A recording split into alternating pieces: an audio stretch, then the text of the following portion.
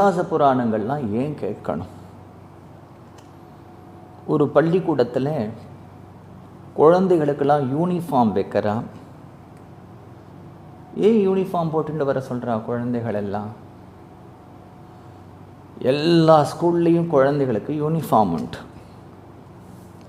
ஏன் யூனிஃபார்ம் போட்டுட்டு வர சொல்கிறான்னா, ஔவையார் சொன்னா இல்லையா, கொடிது கொடிது இளமையிலே வறுமை அப்படின்னா. வறுமையே ரொம்ப துக்கம். ஆனால் ரொம்ப கொடுமை என்னென்னா, சின்ன குழந்தையாக இருக்கும் பொழுது வறுமையில் அந்த குழந்தைக்கு பக்கத்து வீட்டில் இருக்கிற ஒருத்தர், அந்த வீட்டு குழந்தை காரில் போகிறது, நாம ஏன் போகல? அந்த வீட்டு குழந்தை புதுசாக ட்ரெஸ் பண்ணிக்கிறான், நாம ஏன் பண்ணிக்கல?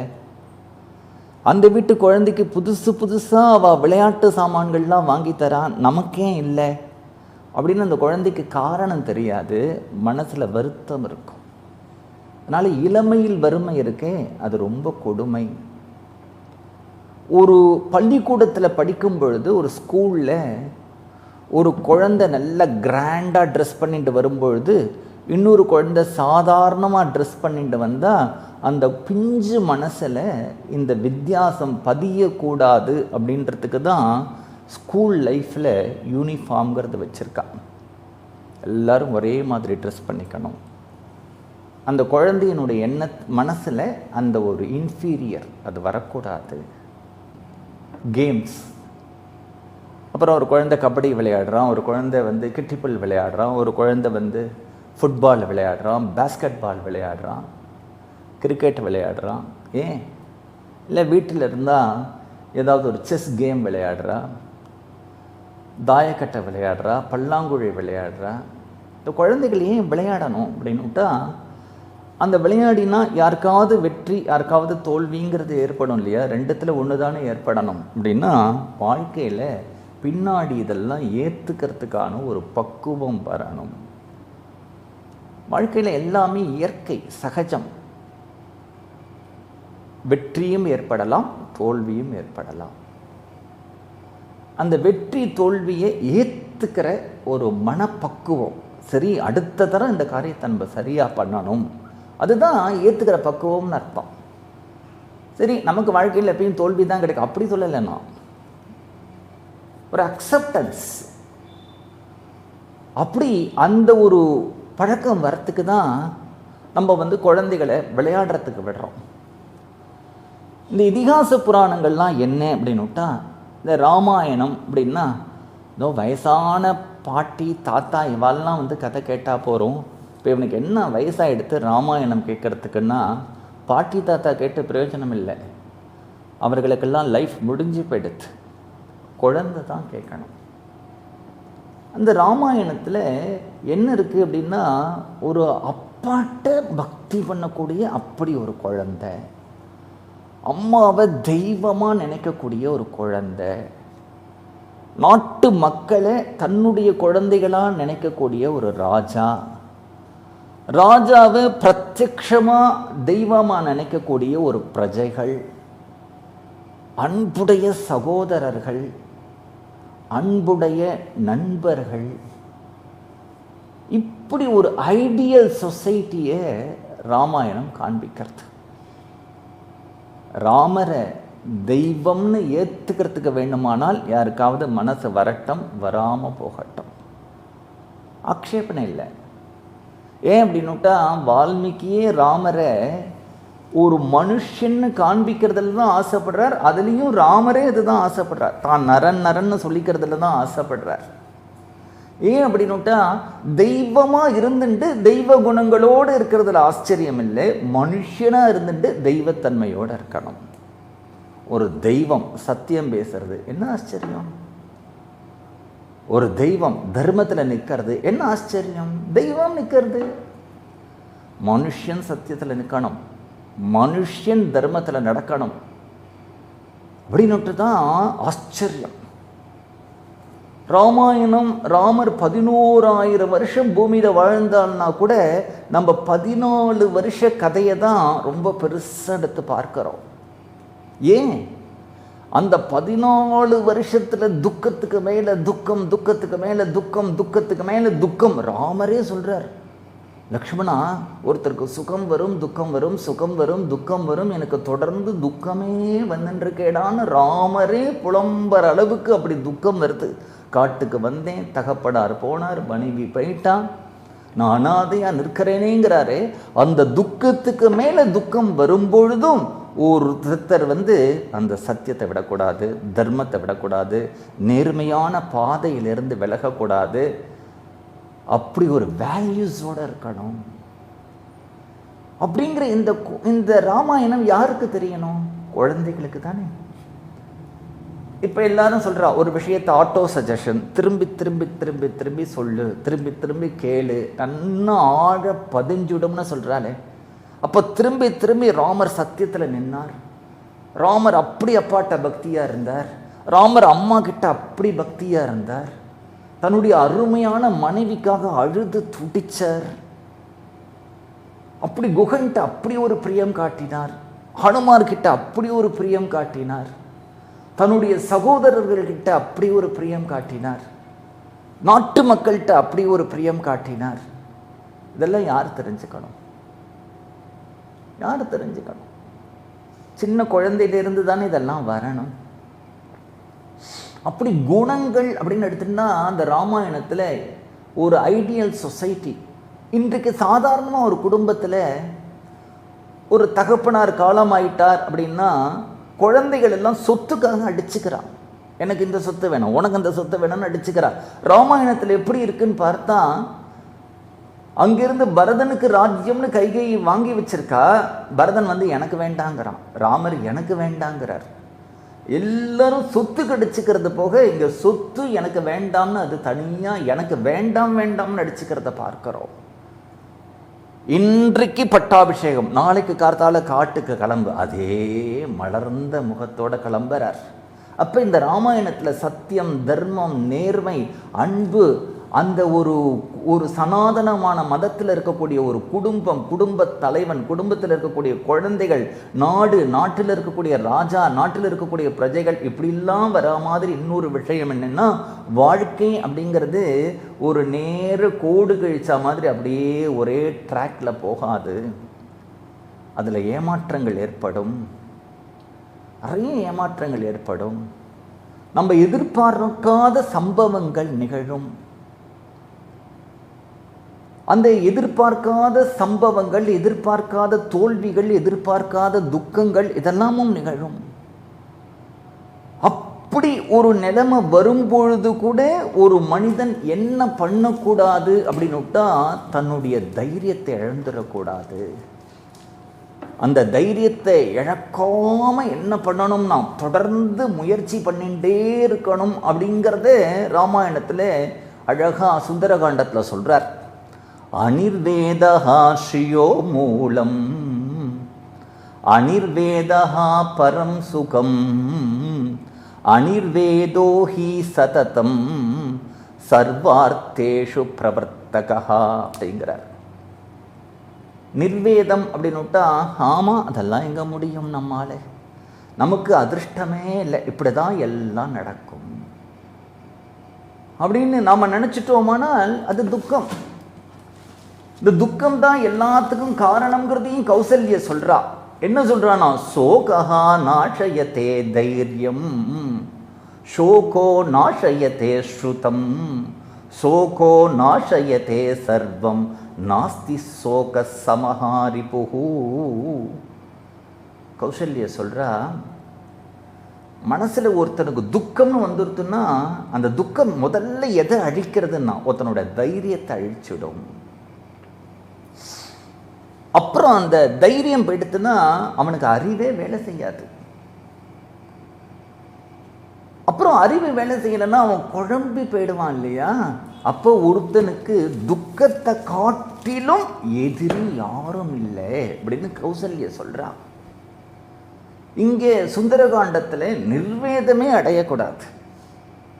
எப்பொழுதும் டல்லா என்னால் முடியாது, இது எப்படி நடக்கும், ஒன்றும் நடக்காது, எனக்கு இப்படித்தான் அதிர்ஷ்டமே இல்லை அப்படின்னு சொல்லாமல் என்ன பண்ண அப்படின்னா, மேலே மேலே எப்படியாவது பண்ணிடலாம், ஏதாவது நடக்கும் அப்படின்னு முயற்சி பண்ணிட்டே இருக்கிறது தான் அனிர்வேதா ஸ்ரீயோ மூலம். அப்போதான் ஒருத்தன் பணத்தை அடைய முடியும், அப்போதான் சுகத்தை அடைய முடியும். அதனால என்ன பண்ணணும்னா, ஒரு மனிதன் எந்த ஒரு காலகட்டத்திலையும் நம்பிக்கையை இழக்கவே கூடாது. நம்பிக்கையை இழக்காம மேலே மேலே மேலே மேலே மேலே மேலே என்ன பண்ண முடியும் என்ன பண்ண முடியும் என்ன பண்ண முடியும்னு பார்த்துட்டே அப்படி ஒரு முயற்சி பண்றவனுக்கு பகவானே ஒரு வழி காண்பிப்பான். அப்போ ராமாயணம் முழுக்க ஒரு ஐடியல் சொசைட்டியை காண்பிக்கிறது தான். அப்பான்னா அப்படி தான் இருக்கணும், புள்ளன்னா அப்படி தான் இருக்கணும், மனைவினா அப்படி தான் இருக்கணும், சகோதரர்கள் தான் அப்படி இருக்கணும், ராஜானா அப்படி தான் இருக்கணும், பிரஜைகள்னா அப்படி தான் இருக்கணும், நண்பர்கள்னா அப்படி தான் இருக்கணும், தாசியம் பண்ணக்கூடியவர்கள் இப்படி தான் இருக்கணும்னு ஒரு ஐடியல் சொசைட்டியை காண்பிச்சு தான் மகாபாரதம் என்ன காண்பிக்கிறதுனா ஒரு ப்ராக்டிக்கல் சொசைட்டியை காண்பிக்கிறது. அங்கே பார்த்ததுக்கு எல்லாம் விரோதம். இங்கே அவளே என்ன பண்ணுறா, சகோதரர்களை ஒன்றுவிட்ட சகோதரர்களை அரக்கு மாளிகையில் நெருப்பு வச்சு கொளுத்தலாமான்னு பார்க்குறா. உரிமையான ராஜ்யம், அங்கே ராஜ்யம் வேண்டான்னு 2 பேர் சண்டை போட்டுக்கிறா, இங்கே ராஜ்யத்தை அபகரிக்க முடியுமான்னு பார்க்கிறா. மகாபாரதம் எல்லாம் மாறி இருக்கு. ஏன் அப்படின்னா உலகம் அப்படித்தான் இருக்கும். உலகம் அப்படி இருக்கணும், ஐடியல் அது. ஆனால் இருக்குமா? உலகம் அப்படித்தான் இருக்கும். சூதாடுறா, சூதாட்டத்தினால வாழ்க்கையில் எல்லாத்தையும் இழக்கக்கூடிய ஒரு நிலை, காட்டுக்கு போகக்கூடிய நிலை, யுத்தம் எல்லாம் பார்க்குறோம். அப்படி மகாபாரதம் 18 பர்வாக்கள் இருக்கு இல்லையா, அந்த மகாபாரதம் 18 பர்வாக்கள்ல நடுவில் கொண்டு வந்து பகவத்கீதையை வைக்கிறார். அந்த பகவத்கீதையை 18 அத்தியாயங்களாக கொண்டு வைக்கிறார். அந்த பகவத்கீதையை அப்படியே ஆரம்பிக்கும் பொழுது பார்த்தா முதல்ல பகவத்கீதையிலிருந்து நமக்கு என்ன பாடம் அப்படின்னுட்டா, ஒரு 6 மாதத்துக்கு முன்னாடி நம்ம ஒரு பரீட்சை வரப்போகிறது அப்படின்னா இந்த பரீட்சையில் நிச்சயமாக நம்ம ஆல் இண்டியா ரேங்க் வாங்கலாம், அப்படி தான் ஹார்ட் ஒர்க் பண்ண போகிறோம். அப்புறம் 4 மாதம் இருக்கும் பொழுது ஆல் இண்டியா ரேங்க் வருமானு தெரியாது, ஸ்டேட் லெவலில் வாங்கிடலாம். 4 மாதம் முடிஞ்சு 2 மாதமாக ஆகும் பொழுது ஸ்டேட் ரேங்க் வருமானு தெரியாது, ஒரு சப்ஜெக்டில் வேணால் டாப்பாக வாங்கலாம். அப்படியும் 1 மாதம் கிட்டக்க வரும் பொழுது ஏதோ ஒரு நல்ல மார்க்கோடு பாஸ் பண்ணால் போகிறோம். அப்புறம் எக்ஸாமுக்கு முதல் நாள் கொஞ்சம் தைரியம், அப்புறம் எக்ஸாம் அந்த போய் சீட்டில் உட்காந்த உடனே ஒரே டென்ஷன், ஒரே வேத்து கொட்டுறது இல்லையா. இதுதான் பர்ஃபார்மன்ஸ் ஆங்ஸைட்டின்னு பேர். இதுதான் அர்ஜுனனுக்கு வருது. ரத்தம் ஸ்தாப்பைய கொண்ட நிறுத்து, ஒரு கை பார்த்துடுறேன் அப்படின்னு வந்து போட்டுடு காண்டிபத்தை போட்டான். கை காலெலாம் வெளத்து போயிட்டான். யுத்தமே வேண்டாங்கிறான், நான் சன்னியாசி ஆகிடுறேங்கிறான். அந்த பர்ஃபார்மன்ஸ் ஆங்ஸைட்டிங்கிறது அர்ஜுனனுக்கு மட்டும் இல்லை, டே டு டே லைஃப்பில் நமக்கெல்லாம் ஏற்படக்கூடியது தான். அது கிட்டக்க வரும்பொழுது அந்த பர்ஃபார்மன்ஸ் ஆங்ஸைட்டி வரத்துக்கு என்ன காரணம் அப்படின்னுட்டா, இந்த துரோணர் நமக்கு குருவாச்சே, பீஷ்மர் நமக்கு சொந்தமாச்சே, இவர்களும் ஒரு விதத்தில் நம்மளுடைய சகோதரர்கள் தானே அப்படின்னு அந்த பந்தப்படும் பொழுது அந்த இடத்துல அவன் ரொம்ப வீக்காக போகிறான், ரொம்ப வீக்காகிடுறான். நமக்கு ஏன் பர்ஃபார்மன்ஸ் ஆன்சைட்டி வருதுன்னா, நம்ம ரிசல்ட்டை பற்றி யோசிக்கிறோம். நாளைக்கு இதில் என்ன மார்க் வரும், அப்புறம் உலகம் நம்மளை பற்றி என்ன நினைக்கும், அடுத்தவா என்ன நினைப்பான், நமக்கு என்ன வாழ்க்கையில் எதையாவது ஒரு நம்ம வந்து எதையாவது ஒன்று நினைக்க ஆரம்பிச்சிட்டோம், அதோட நம்மளை கனெக்ட் பண்ணிக்க ஆரம்பிச்சிட்டோம் அப்படின்னுட்டா நமக்கு இந்த ஆங்ஸைட்டி வந்துடும். எப்படி ஒரு காரியத்தை பண்ணணும் அப்படின்னுட்டா, அந்த காரியத்தை பண்ணும் பொழுது அதனுடைய பாஸ்டையும் நினைக்கக்கூடாது, ஃப்யூச்சரையும் நினைக்கக்கூடாது. அந்த மொமெண்ட்டில் அந்த காரியத்தை பர்ஃபெக்டாக பண்ணணும், வேறு ஒரு கவனமும் இருக்கக்கூடாது. அப்படி அதில் நின்னா தான் அந்த காரியத்தை நம்ம வந்து பண்ண முடியும். ஒரு மாங்க் மாதிரி இருக்கணும், நல்ல துறவி எப்படி எந்த நேரத்துலையும் அப்படி ஒரு கிளியராக இருப்பாரோ, எந்த பந்த பாசங்களுக்கு உட்படாதவரா அப்படி இருப்பாரோ அப்படி இருக்கணும். அப்படி இருந்தால் தான் ஒரு கேஷுவலாக அப்படி பண்ணினா தான் நம்மளால் முடியும். ஏன்னா 2 ஒன்று தான். நம்ம இப்போ ஒரு கீழே வந்து ஒரு 6 அடி இருக்குது, 6 அடி ரோட்டில் நம்ம நடக்கிறோம். இதே 6 அடியை நம்ம ஒரு 20 அடி 30 அடி மேலே இருக்கக்கூடிய வால் மேலே நட அப்படின்னா, கீழே தானே 6 அடியில் நடந்து மேலே நடந்தால் நடக்க மாட்டோம். ஏன்னா நமக்கு இந்த இடத்துல ஒரு கற்பனை வந்துடுறது, கீழே விழுந்துருவோமோ, கீழே விழுந்தால் அடிபடுமே, மண்டையில் அடிபட்டா போச்சே, ஸ்பைனல் அடிபட்டா போச்சே, இப்படின்னு ஒரு கற்பனை வந்த உடனே பயம் வந்துடுறது. நம்ம என்ன நடக்க போகிறதுங்கிறதெல்லாம் பார்க்காம இது 6 அடி, இதெல்லாம் நம்மளால் நடக்க முடியும், அந்த சிந்தனை மட்டும் இருந்து தான் நடந்துட முடியும். இந்த இடத்துல அப்படி பர்ஃபார்மன்ஸ் ஆங்ஸைட்டி வரும்பொழுது அவருக்கு அழகாக வேதாந்தத்தை சொல்லி தான் அவரை கவுன்சிலிங் பண்ணுறார் பகவான். வேதாந்தம்ங்கிறது யாருக்கு? ஒரு துறவிக்கு மட்டும் இல்லை, டே டு டே லைஃப்பில் நமக்கே தேவை. ஒருத்தர் ஆஃபீஸில் அவருக்கு ஒரு எதிர்பார்த்த ப்ரமோஷன் வரணும், கொடுக்கல, ஒரே அழறார், வருத்தமாக இருக்குது. அவர் எப்படியாவது தன்னை சமாதானப்படுத்திக்கணும் அப்படின்னா எது நமக்குன்னு இருக்கோ அது நமக்கு வரும், நமக்கு வரலையோ அது நமக்கு நிச்சயிக்கப்படலை அப்படின்னு மனசில் ஒரு எண்ணம் வந்துடுத்துன்னா அவருக்கு ஒரு சமாதானம் வந்துடுறது. அது நமக்கு விதிக்கப்படலை. வாழ்க்கையில் ஏற்படுற ஒவ்வொரு துக்கங்களுக்கும் காரணம் அது விதி அப்படிங்கிறத நம்ம எடுத்துட்டோமானால், விதின்னா என்னன்னா நீ என்ன பண்ணியோ அதுதான், புதுசாக ஒன்றும் இல்லை. நீ இந்த உலகத்தில் ஒரு பாலை சவுத்தில் அடித்தா அது திரும்பி அடிக்கிற மாதிரி நீ பண்ணின நன்மைகளும் உங்கள்கிட்ட திரும்பி வருது, நீ பண்ணின கெடுதல்களும் திரும்பி வருது. யாரோ உனக்கு கெடுதல் பண்ணல, யாரோ ஒருத்தர் உனக்கு நல்லதும் பண்ணலை. நம்ம சாதாரணமாக ஒருத்தர் வாழ்க்கையில் ரொம்ப சௌக்கியமாக இருந்தால் என்ன சொல்கிறோம்? கொடுத்து வைத்தவன்டா அப்படின்னு சொல்கிறோம். ஜென்மாந்திரத்தில் இவன் நிறையா சேரிட்டிஸ் பண்ணியிருக்கான், அதனுடைய பலனை அனுபவிக்கிறான்ங்கிறதுனால தான் கொடுத்து வைத்தவன்டா அப்படின்னு சொல்கிறோம். யாராவது கஷ்டப்பட்டா ஐயோ பாவம் அப்படிங்கிறோம்.